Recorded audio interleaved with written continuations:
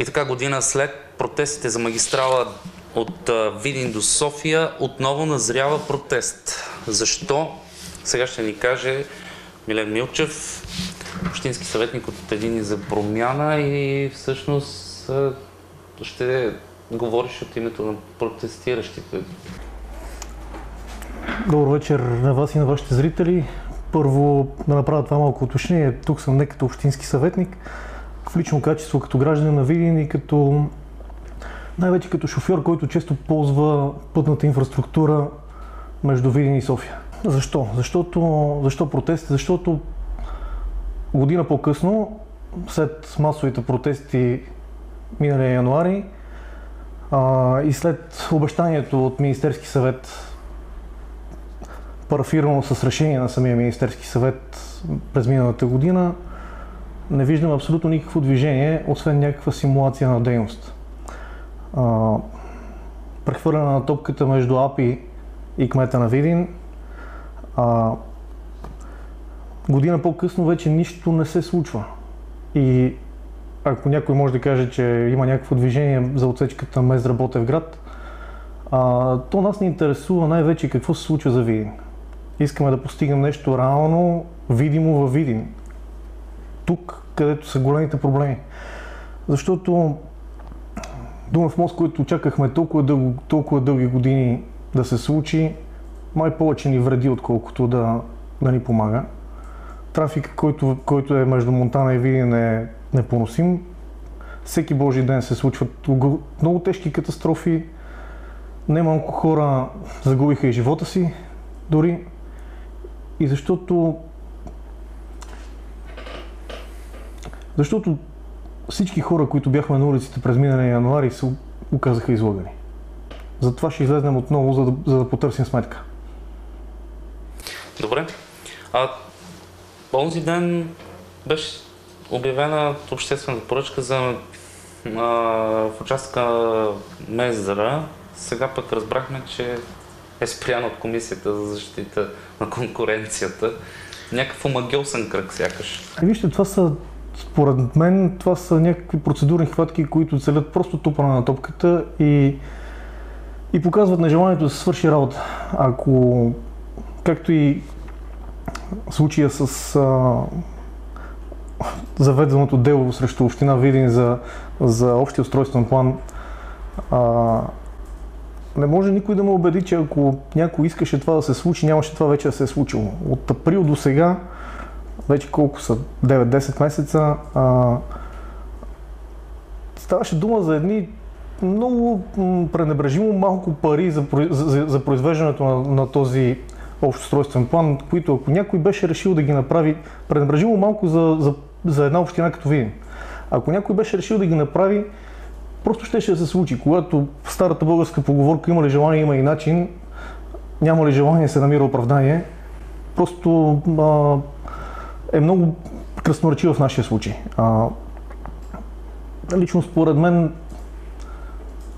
никой не иска да свърши работата. Този път явно не е приоритет на никой от държавата. Наскоро се заговори отново за Северозапада като най-бедния регион в Европа в контекста на ски зона Миджур, ако не се лъжа, се заговори за нашия регион отново. Ами, уважаеми политици, Северозапада е най-бедният регион в Европа заради вашите действия или бездействия. Не е заради нас.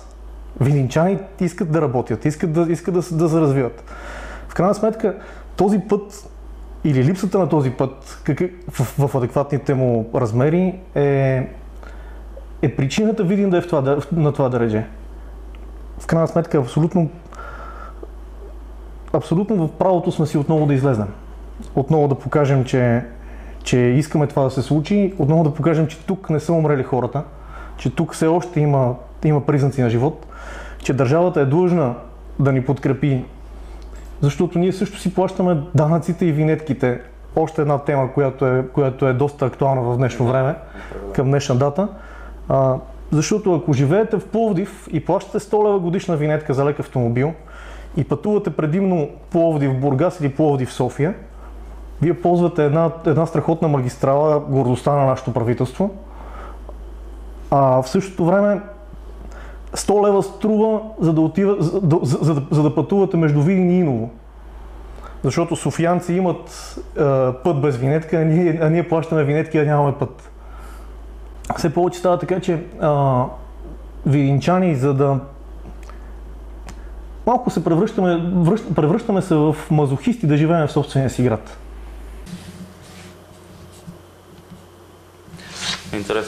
Интересно казано. Добре,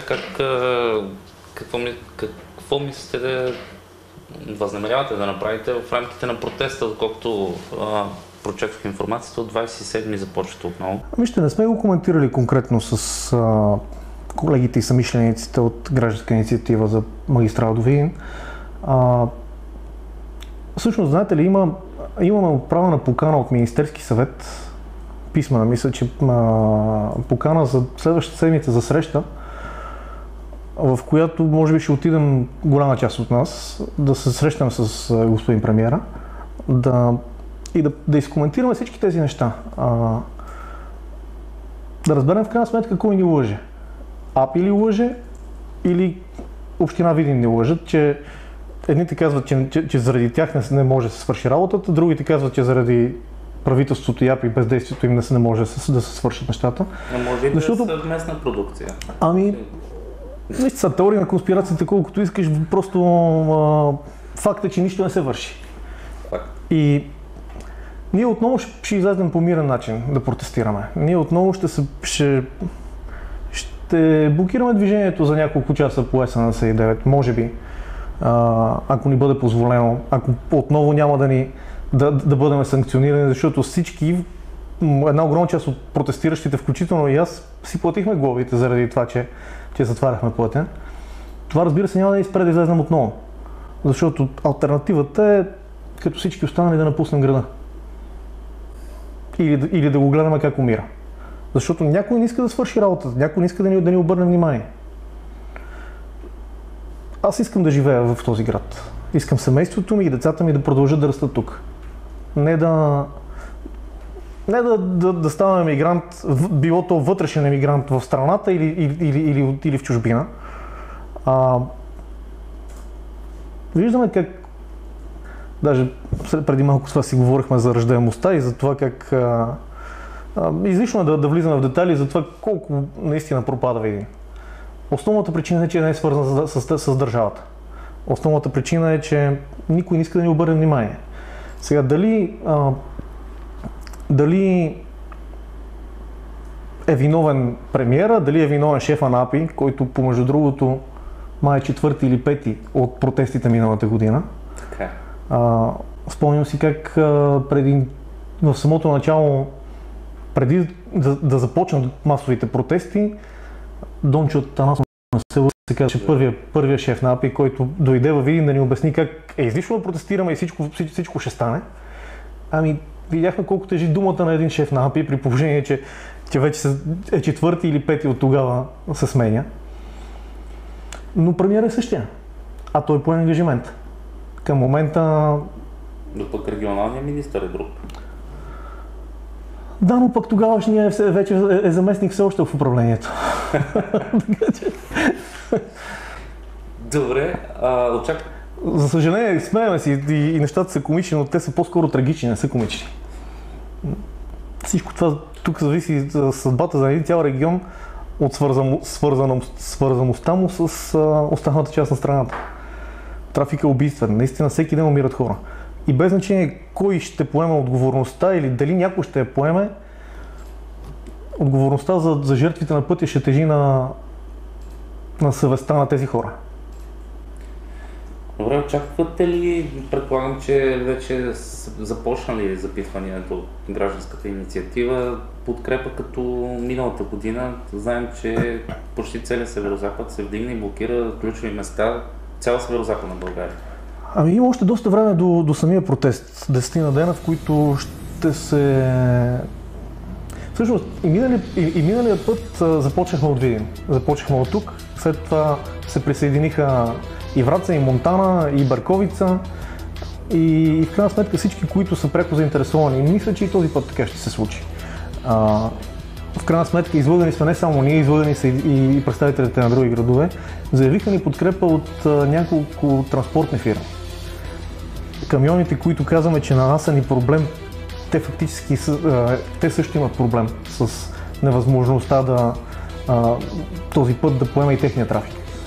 Така че заявиха подкрепа няколко големи транспортни фирми. Може би няма да бъдем само автомобили на протеста този път.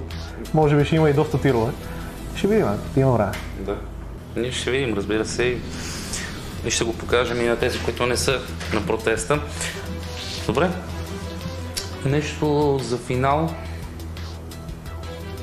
Нещо за финал, надявам се да успеем да привлечем вниманието не само на видинчани, надявам се всички, които са пряко заинтересовани да излезнат, пък и не пряко, защото ако